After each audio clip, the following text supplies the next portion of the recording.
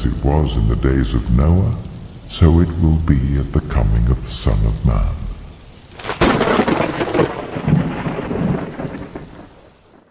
Thanks for watching tonight. Tonight, the 12 parallels between the days of Noah, that's pre-flood, and the coming of Jesus Christ to the earth. Jesus said, as the days of Noah were, so will also be the coming of the Son of Man. So what he means by that is the conditions of the world at the end of the age, just before Christ's coming, will be very similar to the conditions that existed in the world before the flood. This is scary tonight. Let's just hang in there, all right? Well, let's go.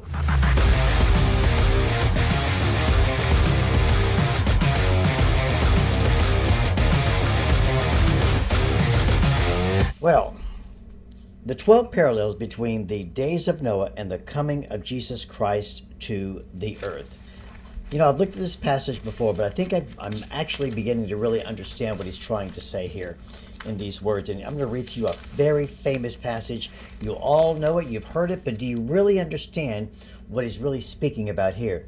It's Matthew 24, beginning in verse 36. Let me hold my Bible up here and read it to you. But at that day and hour no one knows, not even the angels of heaven, but my Father only. But as the days of Noah were, so will also the coming of the Son of Man be. For as in the days before the flood, they were eating and drinking, marrying and giving in marriage, until the day that Noah entered the ark. And they did not know until the flood came and took them all away. So also will the coming of the Son of Man be. 2 men will be in the field, one will be taken and the other left. 2 women will be grinding at the mill, one will be taken and the other left. Watch therefore, for you do not know what hour your Lord is coming. But know this, that if the master of the house had known what hour the thief would come, he would have watched and not allowed the house to be broken into. Therefore, you also be ready, for the Son of Man is coming in an hour when you do not expect him. Now, if you look at verse 27 or 37 of Matthew 24, watch this. He says, so shall be the coming of the Son of Man. Let me put it this way. But as the days of Noah were, so also will the coming of the Son of Man be. So shall also. And what that word means, that little phrase there in the Greek language, means keeping in line with, just exactly as it was before the flood. The things that happened in the Old Testament pre-flood will be very similar to what's going to happen on earth before the coming of Christ. And he uses the word coming here. And that word in the Greek means the visit of a king or emperor who alone can deal with a certain situation. So Jesus will show up with all authority to right every wrong. The conditions of the world at the end of the age, just before Christ's coming, will be very similar to the conditions that existed before the world, or before the flood happened to this wayward world. So let's go ahead and just go and get right into it here. Matthew 24. And by the way, I'm going to list all of these out underneath this video, so you'll have it to look at, and maybe later on go by notes. I'm going to put a lot of scriptures in there as well. But there are 12 parallels between the days of Noah and the days I think that we're living in right now, right before the coming of Jesus. And the very first one is an obvious one, a population explosion. And if I went back to Genesis 6:1, Genesis 6:1 says this very clear. Watch. And it came to pass, when men began to multiply on the face of the earth, and daughters were born to them. Now, you kind of read it, you say, I'll be a few people here, but I want you to think with me. If you read Genesis 4, Genesis 5, Genesis 6:1, Adam, you ready for this? Lived 930 years, and then he died. Seth lived 912 years, and then he died. Jared lived 962 years, and then he died. Methuselah, the oldest recorded man in history, lived 969 years, and then he died. Now, I want you to think with me. If all of the, and this is just a few, If all of these men of the Bible lived that long, and I believe the Bible is very clear, and I believe they really did, can you imagine how many children they could father? And the children's children and the children's children, hundreds of years. Statistically, one scholar said there could have been a billion plus people on the earth. They're living 700, 800, 900 years. There was definitely a population explosion. And by the way, there's a population explosion here in our world. China, India, places in Africa, the populations are growing. But yet, when we go to the US and Europe, our populations are actually declining. When we have one child, we're actually in decline. I think you have to have at least 2, maybe 3 children. So in one sense, we are declining. In other sense, man, there are now 8 billion people in the world, definitely a population explosion. The second parallel to the days of Noah is sexual perversion, and this is so obvious. There was a preoccupation in the days of Noah with the physical and the sensual. Why? Because the Bible is very clear, and hopefully I'll be teaching on this at my church, but I'll be teaching this to you in a few weeks as well.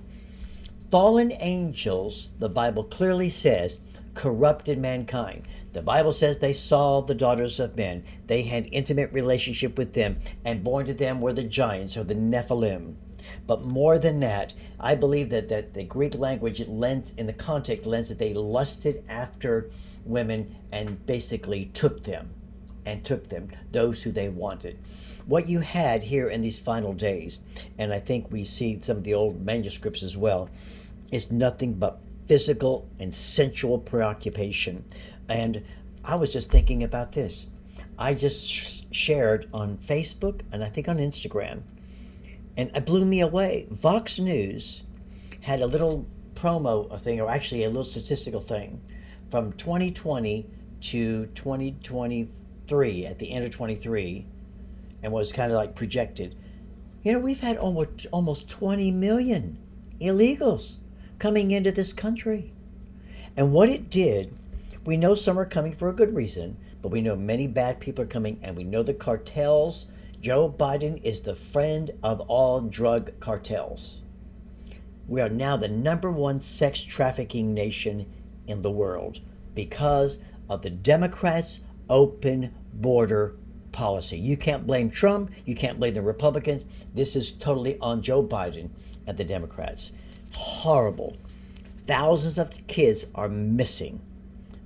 But who cares? Sexual perversion.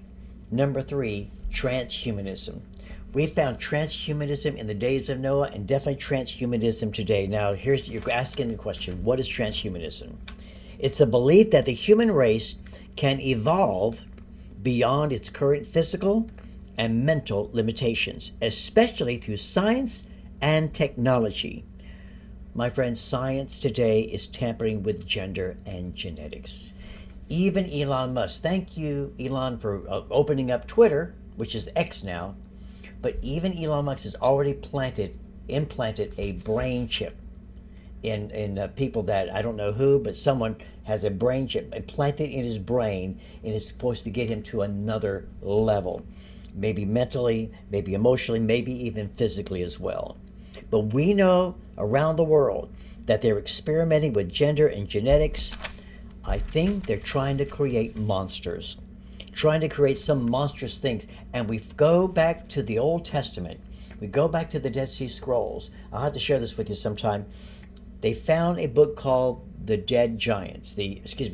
Book of Giants.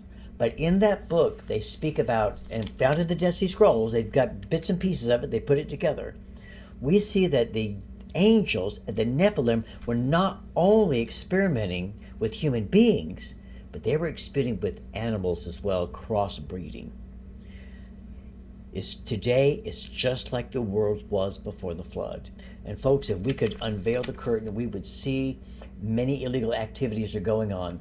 We even know that Jeffrey Epstein had a place out in the West somewhere, I think it was Arizona, where he had a laboratory set up, and they were doing transmutation experiments there as well. All right, 1, 2, 3. Number 4, increase in technology at the expense of the spiritual. In the antediluvian, that means before the flood, in the antediluvian world, the men and women were not cavemen and not Neanderthals. They were not idiots, okay? They were not some weird creature. We know that they built cities. We know that they invented things. We know that they created things. We know even the Tower of Babel. And we know that the Bible pretty much gives us some clues and even historical documents from that time, and I can add Josephus in this as well, the great Jewish historian, is that fallen angels gave them this technology. And how in the world did we say, oh, maybe over millions of years they gradually evolved to where they could start fire and, create metal and learn how to use swords and all that. No, no, no, no, no. It pretty much happened in a short amount of time. And today we're seeing the same thing with all of our technology, all right? It's all at the expense of the spiritual. The technology is out here, but the spiritual is right here. We're not there yet. I think that definitely is one of the signs and parallels that we see in these last days, these final days. Now, what about Gemini AI? Have you heard about the Gemini AI, right? Google announced they're all excited the Gemini AI has come out. We found out that this AI is woke and racist. There was no such thing as a white person in the Gemini AI technology. I saw a picture of George Washington. George Washington was black. Every founding father was black. Not only did we find it was racist, but it was communist, it was radical, it was a leftist. It basically glossed over pedophilia, said it's some kind of little mental thing and it wasn't that big a deal. People kept asking it questions, and then I finally realized, went and looked it up. Who in the world programmed it? Because the AI is not sentient, which means it has feelings, is conscious. Maybe someday they can get that. But right now it's not sentient. So what you put into it is what's going to come out of it. And we found out the guy who programmed the Google Gemini AI is an America-hating, a MAGA, Make America Great Again hating leftist. This is the guy who programmed the Gemini AI, and obviously they took it down and Google apologized, like they didn't mean anything. We kind of know what they're all about anyway. All right. Number 5, the elimination of God and open rebellion. In the days of Noah, there was the elimination of God and open rebellion, and obviously today we're seeing that in our world. Who is the number one persecuted group in the world? I thought it was Jews. Then I thought it was Muslims. The number one persecuted group in the world is Christians. You could go to Nigeria right now. There supposedly has a Christian president.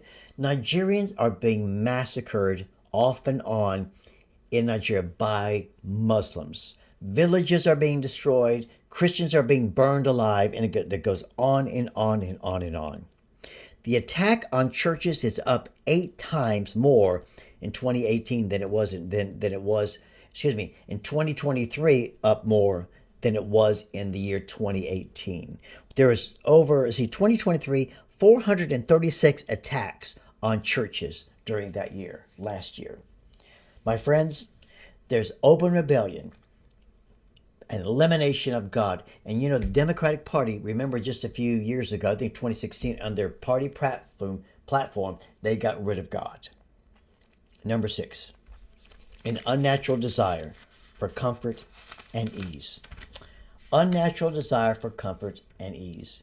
We see that there in the Old Testament. And what's so funny, we see Biden paying off school loans. Do you realize that the Constitution they violated? The Supreme Court said you can't do that. You're violating Constitution. You're violating law. And you know what Biden did? Did it anyway. This is where the Democrats are. They're the Democrat Communist Party. Now, I want to share something with you, Matthew 24:38. Unnatural desire for comfort and ease. Now, this is really revelation. In verse 38, for as in the days of Noah before the flood, they were eating and drinking. That doesn't sound bad, right? They were marrying and giving in marriage. Doesn't sound bad, does it? Until the day that Noah entered into the ark.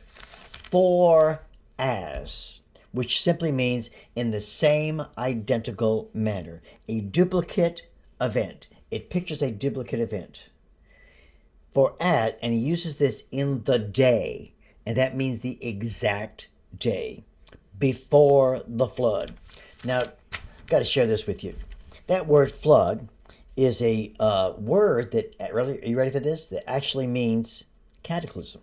It means to inundate, to overwhelm, to complete.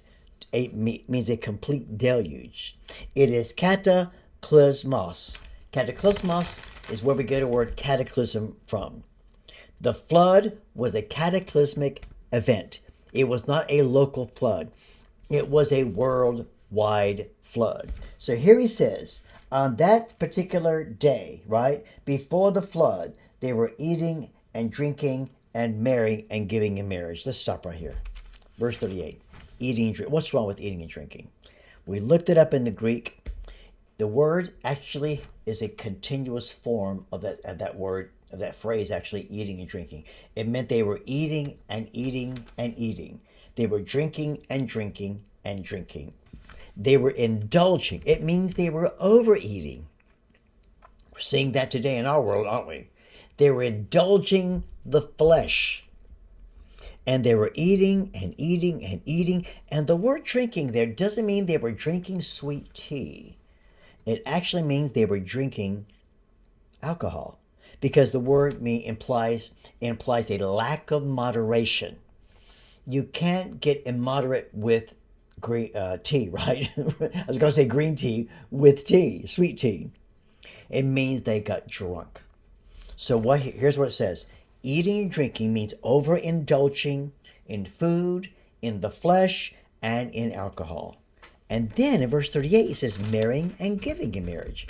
That simply means they had a casual attitude towards holy matrimony, towards marriage and remarriage. They were coming in and out of marriage. People were getting married 2, 3, 4, 5 times.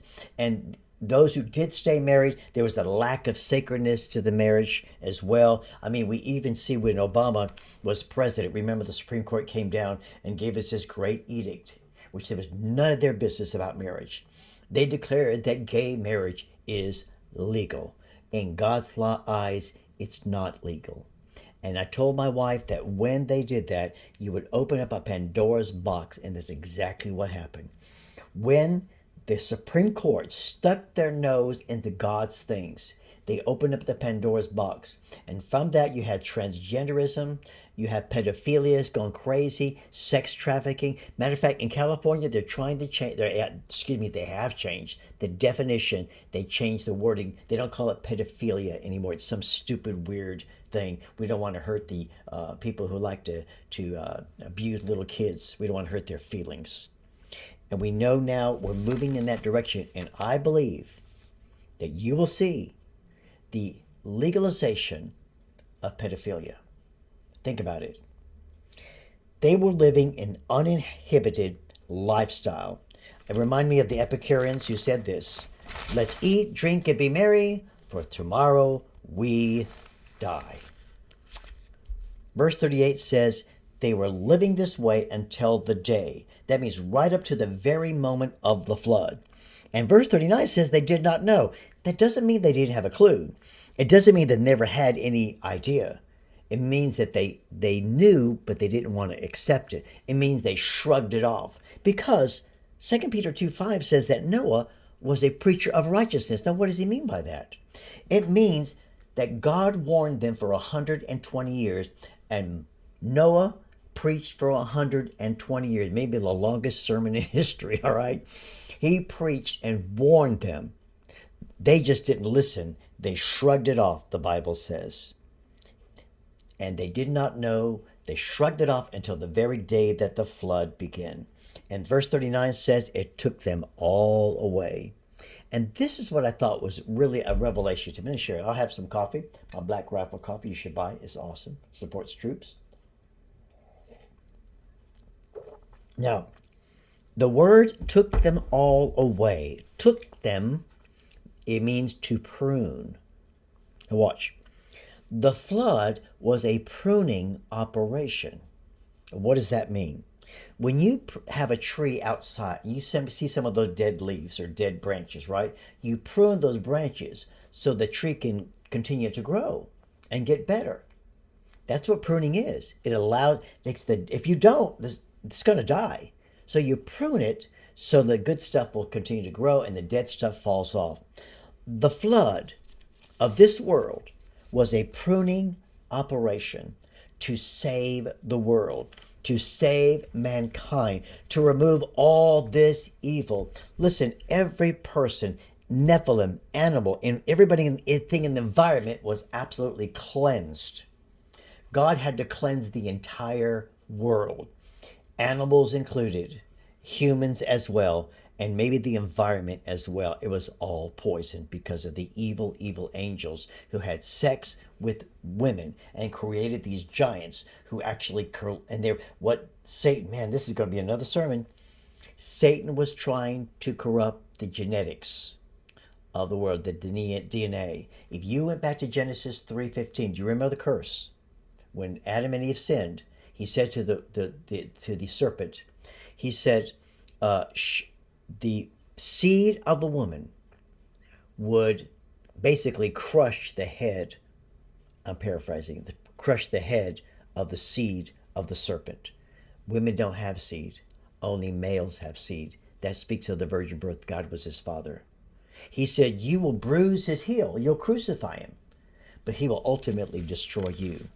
Satan's plan from the very beginning was to corrupt the DNA and corrupt the genetics of human beings, and that's why God had to do it. That's why he said it's a pruning operation. To save the world, he had to destroy the world, and he had to start all over again. That brings me to number 7. Evil invades the human heart. In the Old Testament, before the flood, and definitely here today. But there is a little phrase here, Genesis 6:5. Every intent of their heart was evil. What in the world does that mean? Now, some of your versions say every imagination of the heart. It means this. It means their entire lives were given to create evil. That's right. Their whole lives, their purpose, their mind, their plans, their dreams, their thoughts, their intellect, their emotions, their thinking was all geared to create wickedness and evil. They thought around. They stood around. They sat around and thought of ways they could commit more evil, more sensuality, more wickedness. This is how bad they were corrupted. And folks, we know today we live in a world that's so corrupted. You just watch TV, look at Hollywood, look at our politicians, look at the things that they're standing for. They're promoting the transgenderism of children and the mutilation of children as well. This is what they're doing, mutilating little kids. Now, number 8, widespread violence. Now, we know they were violent because we see later on in the chapter of Genesis 6 that their violence was all over the world. It's horrible things. But listen, have you turned the TV on lately? You could turn on Fox News. Now, I would not watch that other garbage. NBC, CBS, ABC, all that bunch, CNN, MSNBC. They're not going to tell you the truth. That's part of the great deception today. They lie. And what they do with the lie, they sprinkle in a little bit of truth. At the very end of the segment, they said, hang on, because we're going to show you some puppy videos. We're going to show you some wonderful, heartwarming videos to get you to listen all the way to all that garbage. If you watch the real networks, there is chaos in our cities. Portland, Chicago, Seattle, LA, New York, and the list goes on and on and on. And 99% of this chaos is happening in Democrat-run cities. And my friends, they're allowing evil to be let loose. They're not only promoting evil, they're allowing evil. We got murderers who are being let out of jail. We know that this young lady that was killed, if you read about this nurse that was killed in Georgia, this low-life piece of you-know-what was taken from Venezuela, came into America with him and his brother. He was a criminal there because Venezuela is actually emptying out their jails. He went to New York. They arrested him for just a second and let him out. He traveled all the way down to Georgia with his brother. I think his brother was in Georgia. They arrested him. He was let out again. When he was let out the second time, he killed and beat this Christian nurse, beat her to death in Athens, which is a sanctuary city, because this is what they have said. Folks, we're allowing evil to be let loose. And then I had to hear Biden. I'm telling you, it's a joke. These are the same people that told us. They told us that the border is closed. 20 million. I saw pictures and people running the border. That border is so long. They just go around this way, can get in. It is wide open. He had the audacity, or maybe the stupidity, to say, we have the lowest crime rate in 50 years. Think about that statement after you watch what's actually going on. Does New York believe that? Portland? Some of the idiots and the people, Democrats probably do. All that's a lie. Every major Democrats-run city is in chaos. That lowest crime rate in 50 years is a lie. I can tell you how many people saw this and were laughing out loud. Number 9, disregard for the sacredness of marriage. We go back to the old, and we'll look at this someday. We want to look at Genesis 6. I know I'm going to start next week at my church and preach on Genesis 6. Disregard for the sacredness of marriage. And folks, this is exactly what we're seeing here, right? The gay marriage, the transgenderism, the pedophilia, all of these things. The marriage isn't a big deal anymore. Now, that was number 9. Now, number 10 was overindulgence on food and alcohol. I don't think I need to preach on this because I think it's pretty obvious. Overindulging in food. Matter of fact, I just saw today the statistics said that we have more people. I wish I could remember. But basically, obesity, more obesity than we've ever had in the history of the country. Number 11, general corruption and rejection of moral values. When we have to fight teachers and tell them, don't you teach my 5-year-old about queer theology. Don't you teach my 5-year-old about that he can become a girl or vice versa.